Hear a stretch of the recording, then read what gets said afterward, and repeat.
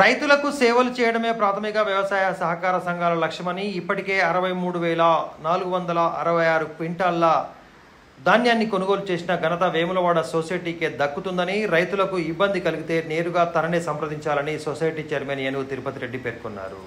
రైతులకు సేవలు అందించడమే లక్ష్యంగా సొసైటీ పనిచేస్తుందని సొసైటీ చైర్మన్ ఏనుగు తిరుపతి రెడ్డి అన్నారు. వేములవాడ పట్టణంలోని ప్రాథమిక వ్యవసాయ సహకార సంఘం కార్యాలయంలో డైరెక్టర్లతో కలిసి చైర్మన్ ఏనుగు తిరుపతి రెడ్డి బుధవారం సమావేశాన్ని ఏర్పాటు చేశారు. ధాన్యం కొనుగోలు కేంద్రాల అంశాలపై డైరెక్టర్లతో చర్చించారు.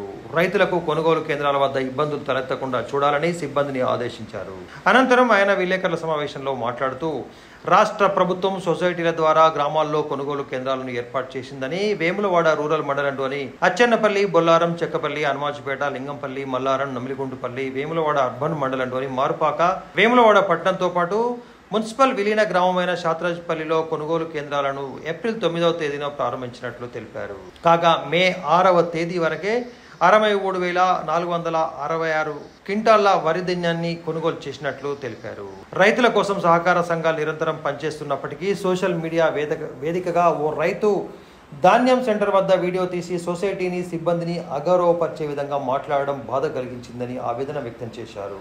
సదరు రైతు 26వ తేదీన వరి ధాన్యం కొనుగోలు కేంద్రానికి తీసుకొచ్చారని, నెల రోజుల నుండి ధాన్యం కొనుగోలు కేంద్రాలనే ఉన్నట్లు మాట్లాడడం వెనుక ఆంతర్యం ఏమిటి అని ప్రశ్నించారు. కొనుగోలు కేంద్రాలు ప్రారంభించే నెల రోజులు కానప్పటికీ కేంద్రాల్లో రైతులకు సమస్యలను పెద్దగా చూపడం ఎంతవరకు సమంజసమని ప్రశ్నించారు. సిబ్బందిని సంప్రదించాలని, లేనట్లయితే తనను నేరుగా సంప్రదించమని తెలుపుతూ, ప్రభుత్వం గాని, ప్రాథమిక వ్యవసాయ సహకార సంఘాలు గాని రైతుల ఆరోపణలు చేయవద్దని, సోషల్ మీడియా వేదికగా దుష్ప్రచారం చేపట్టదని ఈ సందర్భంగా సూచించారు. కార్యక్రమంలో CEO Lakshman, vice chairman Lakshmikantarao, డైరెక్టర్లు తోటరాజు, రమేష్ తదితరులు ఉన్నారు. మీ అందరికీ నమస్కారం తెలియజేస్తూ, రైతు సోదరులు మీ అందరికీ కూడా మా పాలకవర్గం పక్షాన ఒక చిన్న విన్నపం. నిన్నటి రోజు మా వేములవాడ సెంటర్లో, మొన్న ఇంకో సెంటర్లో, ఈ కొన్ని సెంటర్లలో చిన్న చిన్న ఇబ్బందులు. వాస్తవంగా ఒక రైతు మా దగ్గర మొన్న మాట్లాడిన ఒక రైతు 30 తారీఖు నాడు మాత్రమే మా సెంటర్కు తను 29 తారీఖు నాడు వడ్లు తీసుకొచ్చిండు. 30 నాడు మాత్రమే మ్యాచర్ వచ్చింది. ఈ 30 తారీఖు నాడు మ్యాచర్ సంబంధించిన రిజిస్టర్ ఇది. తను 30 నాడు మ్యాచర్ వస్తే నిన్న ఒక సోషల్ మీడియా వేదికగా వారు ఏమన్నారంటే, ఆ రైతు నెల రోజుల నుండి నా వడ్లను ఎవరు వంటలేరు, ఈ కొనుగోలు సెంటర్లు ఎందుకు పెట్టిర్రు అని మా సంఘాలను, ప్రభుత్వాన్ని, ప్రభుత్వ యంత్రాంగాన్ని తను అట్లా మాట్లాడడం చాలా బాధాకరం.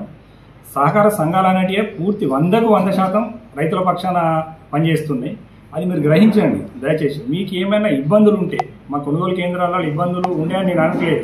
ఎందుకంటే పరిస్థితులు, ప్రకృతి ఇవన్నీ సపోర్ట్ చేస్తేనే రైతులు అనటంలో మనం పైకి వస్తాం. ఇప్పుడు వడ్లు కోసినాక కళ్ళలలో కోసిన తర్వాత వర్షాలు రావద్దనే మొక్కుతాం మనం.